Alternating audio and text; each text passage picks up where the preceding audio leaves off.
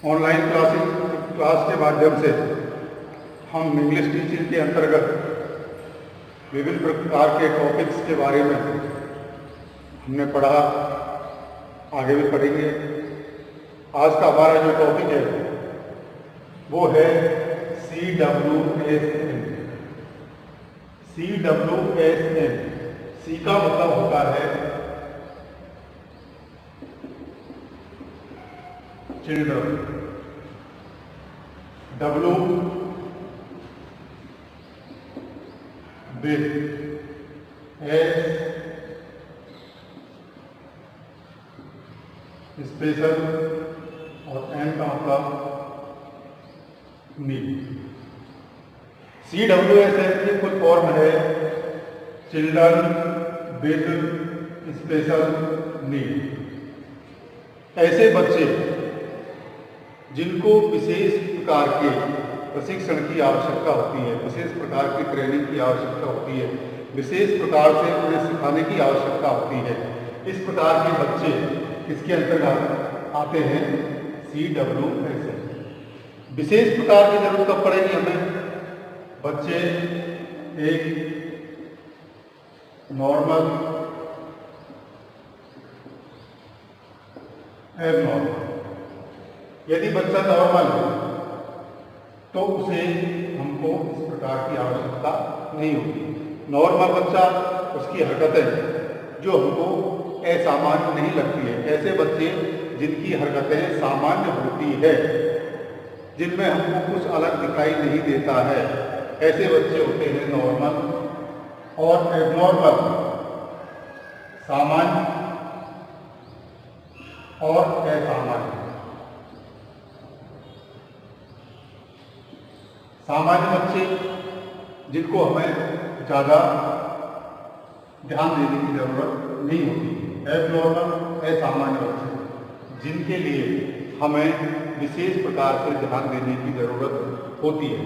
तो बच्चे नॉर्मल और एबनॉर्मल, तो हमारी क्लास में किस प्रकार के बच्चे आ सकते हैं, उनको हम किस प्रकार से ट्रीट करें, ये इसके अंतर्गत आता है। तो CWSN में किस प्रकार के बच्चे आते हैं, ये आज हम अध्ययन करेंगे। Number 1, mentally retarded children. पहला आता है इसमें mentally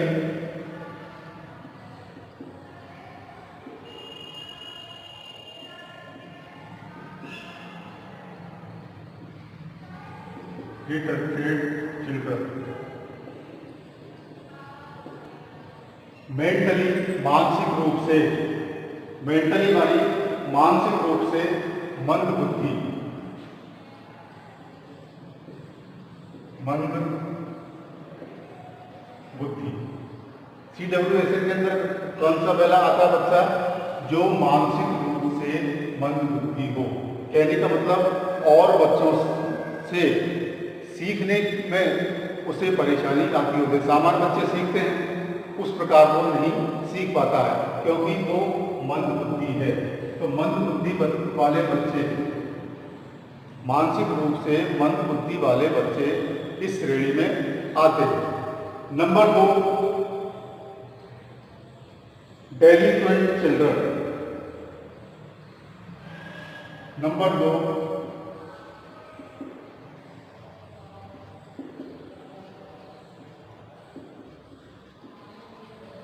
delinquent children. Delinquent children कौन से होते हैं? जो ऐसे बच्चे जो होते हैं हमारे अपचारी। डेलिक्वेंट का मतलब अपचारी। उनका व्यवहार एक सामान्य बच्चे की तरह नहीं रहता है। उस प्रकार के बच्चे हमारे आते हैं डेलिक्वेंट। कहने का मतलब अपचारी बच्चे। किशोर अपराधी, मतलब किशोर अपराधी, ये बच्चे होते हैं। किशोर अपराधी मतलब कम उम्र में ही बच्चों का रुझान किस तरह बढ़ जाता है? अपराध की तरफ जिन बच्चों का रुझान कम उम्र में बढ़ जाता है, उन बच्चों के साथ में हमको कक्षा में किस प्रकार से डील करना होता है, उनको किस प्रकार से पढ़ाना होता है, ये हमको स्पेशल एजुकेशन के अंतर्गत आता है। तीसरे नंबर के बच्चे होते हैं आपके इमोशनली मैलाडस्टेड चिल्ड्रन।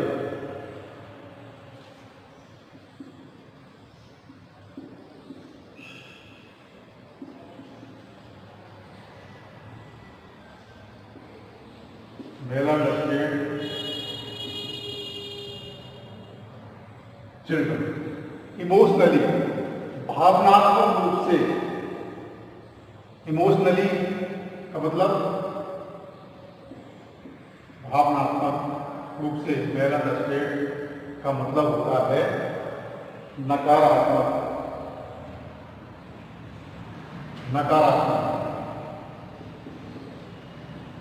जो ऐसे बच्चे जो भावनात्मक रूप से नकारात्मक बच्चे, आपने देखा होगा घरों में बच्चों के प्रति कई घरों में भेदभाव किया जाता है। एक बच्चे को ज़्यादा प्यार किया जाता है, एक बच्चे को नकारा जाता है।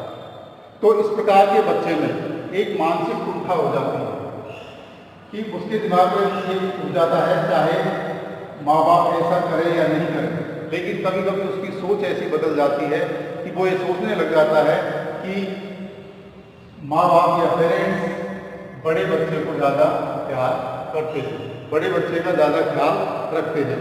तो धीरे धीरे उसके दिमाग में उसके माँ बाप के प्रति और उस भाई के प्रति या बहन के प्रति उसमें कैसे विचार पनपने लग जाते हैं,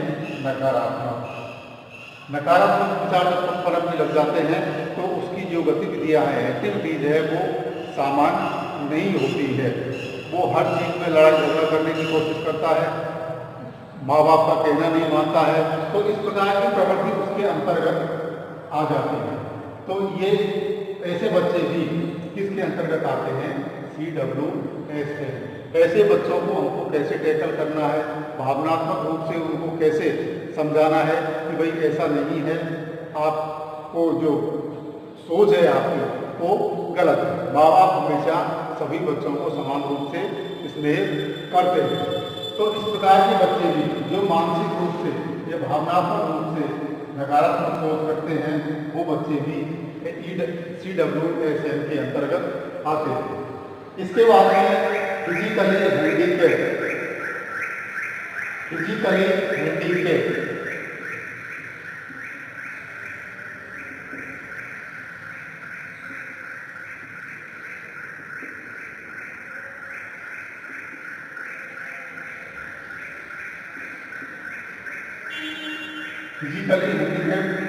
शारीरिक रूप से विकलांग। मान लो किसी के पैर में कोई समस्या है, किसी के हाथ में कोई समस्या है, किसी के चेहरे पर कोई समस्या है, किसी की आंखों में कोई समस्या है।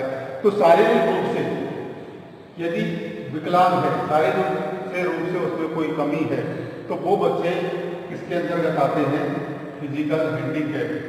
ऐसे बच्चों का टीचर का व्यवहार उनके प्रति कैसा होना चाहिए, ये हमें सोचने का विषय है। हमें ऐसे बच्चों के साथ में किस प्रकार का व्यवहार करना चाहिए। तो फिजिकल हैंडीकैप जो बच्चे हैं वो भी CWSM के अंतर्गत आते हैं। तीसरा है, अगला है एंटी सोशल। पांचवा anti social children. Anti social का मतलब असामाजिक। एंटी सोशल का मतलब असामाजिक, सोशल का मतलब होता है सामाजिक, एंटी सोशल का मतलब असामाजिक। समाज की जो रीति रिवाज है उनसे उनको कोई लेना देना नहीं होता है। तो वो समाज में रहना पसंद नहीं करते हैं, समाज के रीति रिवाजों को नहीं मानते, उनकी ट्रेडिशन को नहीं मानते हैं। ऐसे बच्चे किस श्रेणी में आते हैं, एंटी सोशल चिल्ड्रन की श्रेणी। अगला है आपका बैकवर्ड चिल्ड्रन। छठा,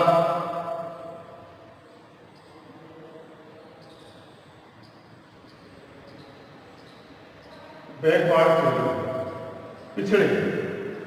पिछड़े का मतलब किसी जाति समुदाय से नहीं, पिछड़े का मतलब जिनकी सीखने में रुचि कम है, जो बहुत ही धीरे धीरे सीखते हैं। बच्चे दो तरह के होते हैं क्लास में, एक तो तेज सीखने वाले, एक मध्यम और एक कम। तो कम सीखने वाले बच्चे किसमें आते हैं? Backward children. उनमें सीखने की जो जिज्ञासा कम होती है, या सीखने के प्रति उनकी लापरवाही होती है, या सीखने में उनकी बुद्धि ज़्यादा काम नहीं करती है, तो इस प्रकार के बच्चे बैकवर्ड चिल्ड्रन के रूप में देखे जाते हैं। इसके बाद में प्रॉब्लम चिल्ड्रन।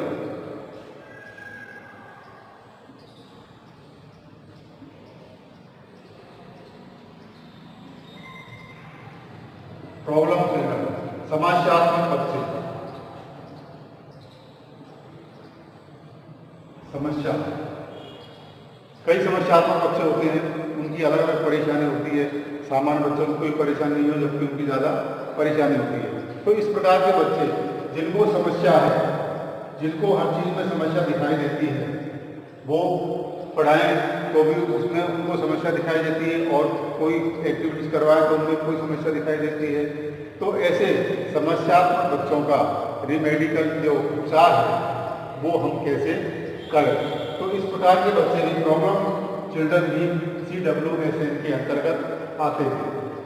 इसके बाद में आते हैं children with special defect. Children with special defect,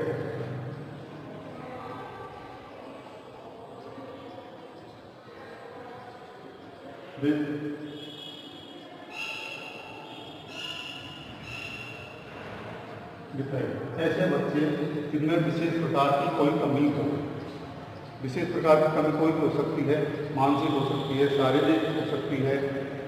तो इस प्रकार के बच्चे CWSN के अंतर्गत आते हैं। इस प्रकार हम देखते हैं कि चिल्ड्रन विद स्पेशल नीड, ऐसे बच्चे जिनको विशेष आवश्यकता होती है हर तरह से, भावनात्मक रूप से, या उनको फिजिकली रूप से, या मेंटली रूप से, या क्लास से संबंधित, या बच्चों से संबंधित, या टीचर से संबंधित, या इंफ्रास्ट्रक्चर से संबंधित जो भी समस्याएं हैं, उनमें ये समस्याएं होती है।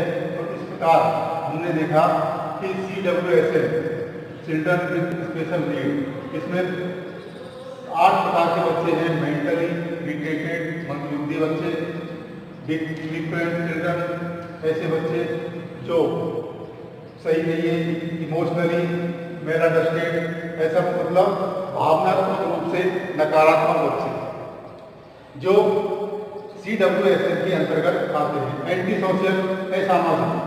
असामाजिक तत्व बहुत से होते हैं, तो असामाजिक तत्व भी किसके अंतर्गत आते हैं?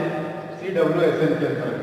बैकवर्ड चिल्ड्रन, प्रॉब्लम चिल्ड्रन और चिल्ड्रन विद स्पेशल डिफेक्ट, जिनमें विशेष प्रकार की कोई शारीरिक कमी हो, इस प्रकार के बच्चे भी इसके अंतर्गत आते हैं।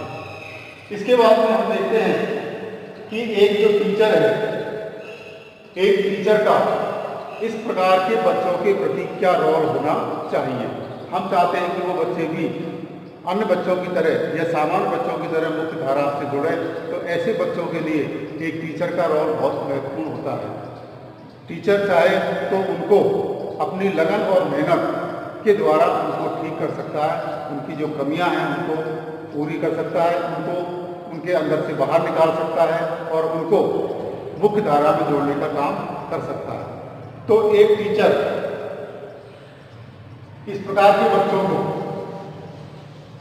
सुधारने के लिए या उनमें इस प्रकार की जो गलतफहमियां हैं उनको दूर करने के लिए बच्चे में एक नई विश्वास और नई आशा जागृत करने के लिए टीचर का क्या रोल होता है।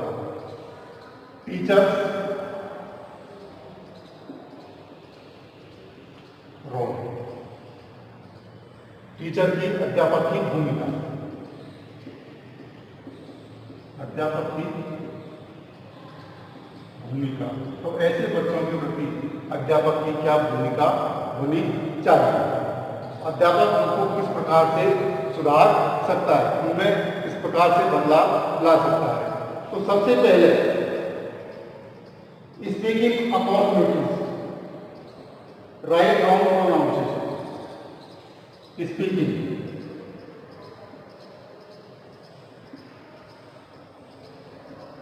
अपॉर्चुनिटी, प्रोनाउंसिएशन,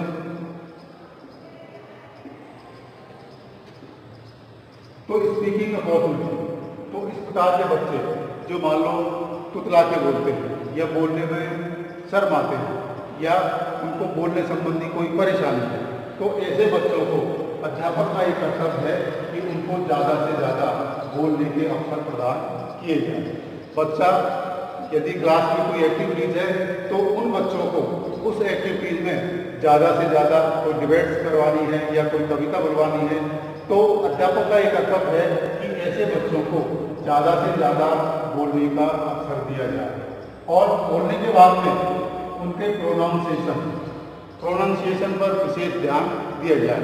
यदि गलत प्रोनाउंसिएशन है तो उसको धीरे धीरे बार बार अभ्यास के द्वारा उनको ठीक करवाया जा सकता है।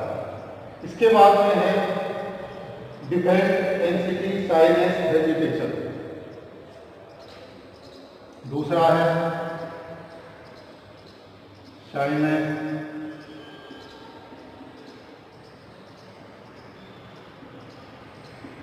हेजिटेशन।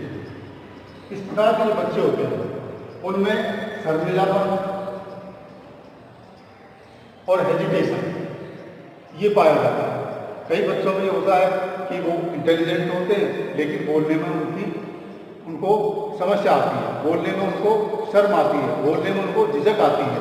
तो ऐसे बच्चों को हमें क्लास में आइडेंटिफाई करना होता है और ऐसे बच्चों के अंतर्गत अध्यापक को ये चाहिए कि वो उनकी शर्मिलापन, उनकी झिझक दोनों को समाप्त करने का प्रयास करें। तब वो तभी ऐसा हो सकता है कि जब उनको ज़्यादा से ज़्यादा अवसर हम देंगे। इसके बाद में है मोटिवेट, उनको मोटिवेट करना चाहिए।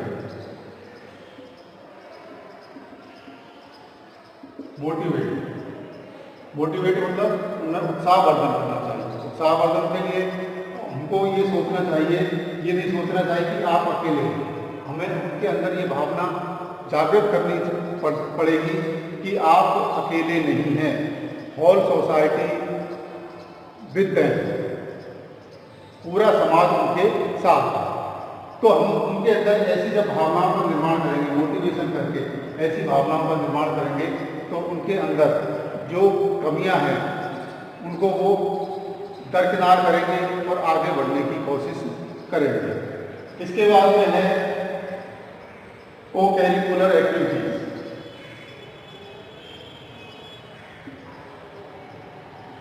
को-करिकुलर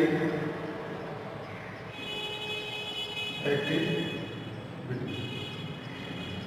अध्ययन के साथ साथ हमें अन्य प्रकार की जो गतिविधियां हैं स्कूल में संचालित करनी चाहिए। स्पेशल ऐसे बच्चों के, यदि कोई हैंडीकैप्ड है तो उसको हैंडीकैप्ड के हिसाब से एक्टिविटीज़ को कोलर एक्टिविटीज़ करनी चाहिए। यदि कोई बोलने में असमर्थ है तो उसके लिए ऐसी एक्टिविटीज़ आयोजित करनी चाहिए। तो हमें उनकी जो क्षमता है, डिसेबिलिटी है, उसके अनुसार ही हमें स्कूल में इस प्रकार के कार्यक्रमों का आयोजन करना चाहिए जिसमें इस प्रकार के बच्चे ज़्यादा से ज़्यादा हिस्सा ले सकें। पांचवा है आपका front row in the class. Front row का मतलब मान लो ऐसे बच्चे जिन्हें दिखाई नहीं देता या कम दिखाई देता है, या ऐसे बच्चे हैं जिन्हें सुनाई कम देता है, तो अध्यापक को चाहिए कि ऐसे बच्चों को हमेशा कक्षा की फर्स्ट रो में, पहली पंक्ति में उनको बिठाए और अध्यापक थोड़ा जोर से बोले ताकि वो आसानी से सुन सके।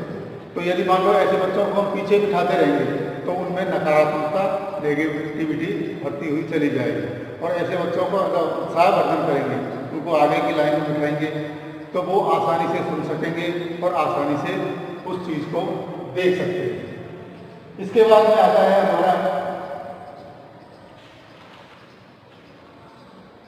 Natural light and air properly. Natural light,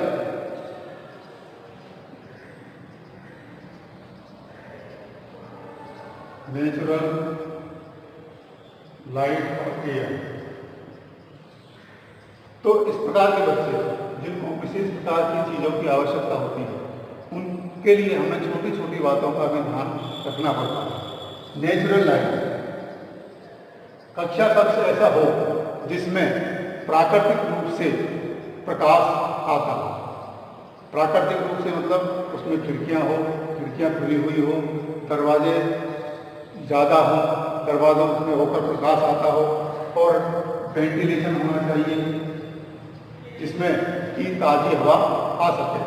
यदि उनको इस प्रकार का माहौल हम प्रोवाइड करवाएंगे, यदि हम उनको इस प्रकार का माहौल प्रोवाइड करवाएंगे, तो बच्चे को सीखने में बहुत आसानी रहेगी। ब्लैक बोर्ड,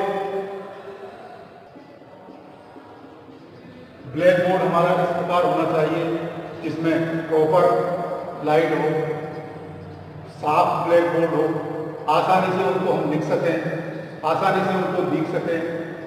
तो इस प्रकार हमें सुनिश्चित करना है कि इस प्रकार के बच्चों के लिए हमें इन चीज़ों का भी ध्यान रखना चाहिए। पोलाइट एंड सिंपैथेटिक, पोलाइट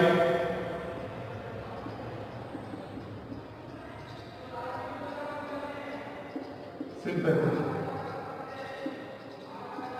हमें ऐसे बच्चों के प्रति क्रोध नहीं करना चाहिए। यदि हम क्रोध करेंगे तो वो आसानी से नहीं सीख पाएंगे, उनमें और ज़्यादा शर्मिलापन, झिझक या स्कूल से भागने की प्रवृत्ति शुरू हो जाएगी।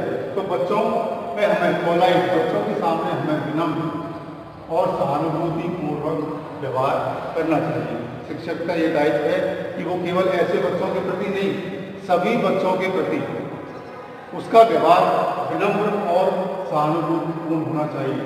लेकिन ऐसे जो बच्चे हैं उनके प्रति उसका व्यवहार और भी ज़्यादा, यदि वो बार बार गलती करते हैं तो ऐसा नहीं कि अध्यापक उग्र हो जाए, उनको डांटने फटकारने लगे।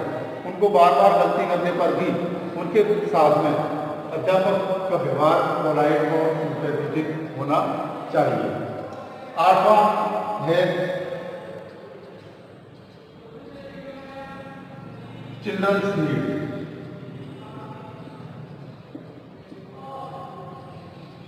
अध्यापक को ये सुनिश्चित करना है कि बच्चे की क्या आवश्यकता है, किस बच्चे की क्या आवश्यकता है, उस आवश्यकता के अनुसार ही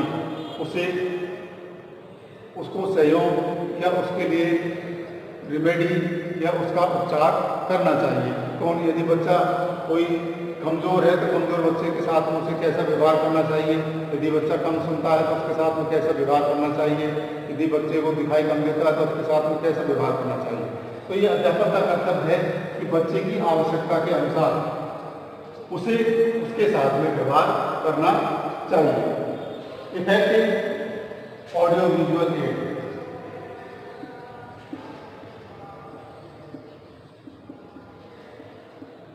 प्रभावशाली जो ऑडियो विजुअल एड्स हैं उनका प्रयोग करना चाहिए, क्योंकि ऑडियो विजुअल एड्स के माध्यम से ज़्यादा हम उनको सिखा सकते हैं। क्योंकि बोलने पर हम केवल हर चीज़ को बोल के बच्चा सुन के सीखेगा, और एक बच्चा जिसको हम ऑडियो विजुअल के माध्यम से यदि दोनों चीज़ें दृश्य और श्रव्य, बच्चा देख भी सकता है और सुन भी सकता है। तो ऐसे इफेक्टिव ऑडियो विजुअल का हमें उपयोग करके ऐसे बच्चों को सिखाने का प्रयास करना चाहिए। इसके बाद में आता है कॉन्फिडेंस,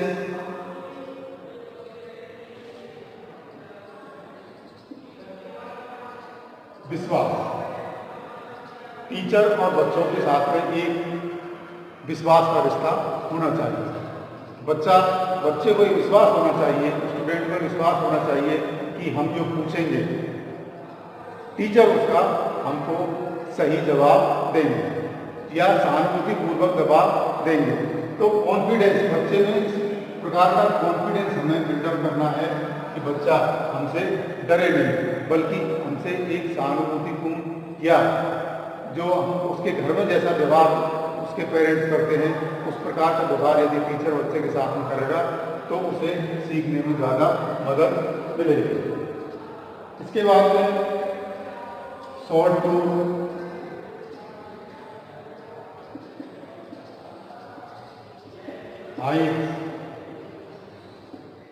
ऐसे बच्चों को छोटे छोटे टूर, कहने का मतलब नज़दीकी यदि कोई चीज़ है तो उनको घुमाने के लिए ले जाना चाहिए, जिनसे उनको रुचि बढ़ेगी। यदि दूर है तो उनको वहाँ पर घुमा कर ले जाना चाहिए। यदि कोई हिस्टोरिकल प्लेस है उसे दिखाना चाहिए, यदि कोई गार्डन है उसे दिखाना चाहिए। तो नज़दीक छोटे छोटे ऐसे टूर 7-7, 8-8 दिन या 15-15 दिन के अंतराल में ऐसे छोटे छोटे टूर अपने स्कूल के अंदर ही ऐसी चीज़ों को उसको दिखाना चाहिए। जैसे ऑफिस में ले गए, उनको कई प्रकार की चीज़ें दिखाई कि भाई इनका मेंटेनेंस ऐसे होता है, इनका काम ऐसे होता है। जब लाइब्रेरी में ले गए, लाइब्रेरी में पुस्तकों के बारे में बताया। गार्डन में ले गए, गार्डन में उनको बताया इस प्रकार पेड़ लगाए जाते हैं, इस प्रकार उनकी देखभाल की जाती है, ये पेड़ इसका है, ये पेड़ इसका है। तो इस प्रकार छोटे छोटे टूर और हाइस के माध्यम से भी हम उनको सिखा सकते हैं, उनमें नई स्फूर्ति और ऊर्जा संचारित कर सकते हैं। इसके बाद में आता है आपका टीचिंग प्रिंसिपल। टीचिंग अध्यापक को पढ़ाने के सिद्धांत ये आने चाहिए। अध्यापक को ऐसी चीज़ें करवाएंगे जब वो खुद इस प्रकार की ट्रेनिंग लेकर बच्चों के सामने जाएगा या बच्चों के बारे में सोचेगा, नई नई तकनीकी के बाद का उपयोग करेगा। तो ऐसे टीचर्स को चाहिए कि वो पढ़ाने के जो सिद्धांत हैं उन पर गौर करें, बच्चों को कैसे पढ़ाना है, किस सिद्धांत के अंतर्गत ऐसे बच्चों को पढ़ाया जा सकता है। तो इस प्रकार हमने देखा कि CWS है, चिल्ड्रन विद स्पेशल नीड। इन बच्चों के प्रकार कितने होते हैं, कौन कौन से प्रकार के होते हैं, उनमें क्या कमियां हो सकती है, तो इसमें देखा आपने।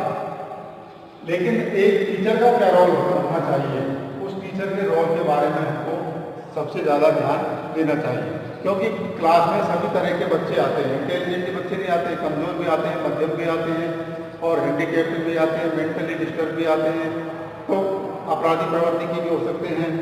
तो इस प्रकार के बच्चों को पढ़ाने के लिए एक अध्यापक का जो रोल है वो महत्वपूर्ण होता है। तो उसमें आपने देखा स्पीकिंग अपॉर्चुनिटी उनको उपलब्ध करवानी चाहिए, साइलेंस और हेजिटेशन उनका दूर करना चाहिए, मोटिवेट उनको करना चाहिए, को करिकुलर एक्टिविटीज़ का आयोजन करना चाहिए। फ्रंट रो, ऐसे बच्चे जिनको कम सुनाई देता है या कम दिखाई देता है, ऐसे बच्चों को हमको आगे की लाइन में बिठाना चाहिए। नेचुरल कमरे की ऐसी व्यवस्था हो जिसमें कि प्राकृतिक रूप से हवा और प्रकाश की व्यवस्था हो, ऐसे बच्चों के लिए विशेष जरूरी होता है। पोलाइट एटीट्यूड में अध्यापक का जो व्यवहार है ऐसे बच्चों के प्रति पोलाइट एंड सिंपैथेटिक होना चाहिए। चिल्ड्रन नीड, अध्यापक को चाहिए कि वो बच्चों की आवश्यकता को समझे और उसके अनुरूप ही उनको शिक्षण करवाए।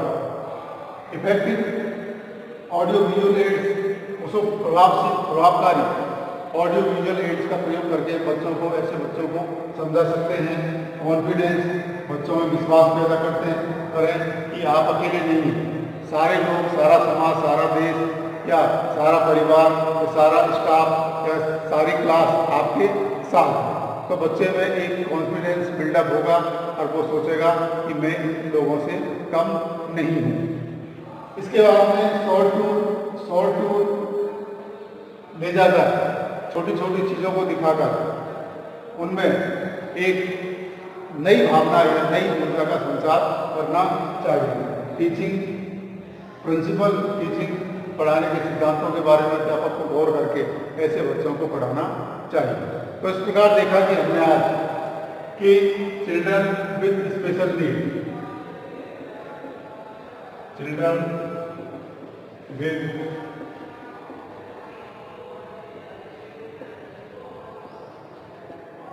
तो चिल्ड्रन विद स्पेशल नीड कितने प्रकार के होते हैं, क्या क्या उनकी समस्याएं हो सकती है और एक अध्यापक का उनको सुधारने में क्या रोल, क्या भूमिका होनी चाहिए, इसके बारे में आज हमने अध्ययन करा।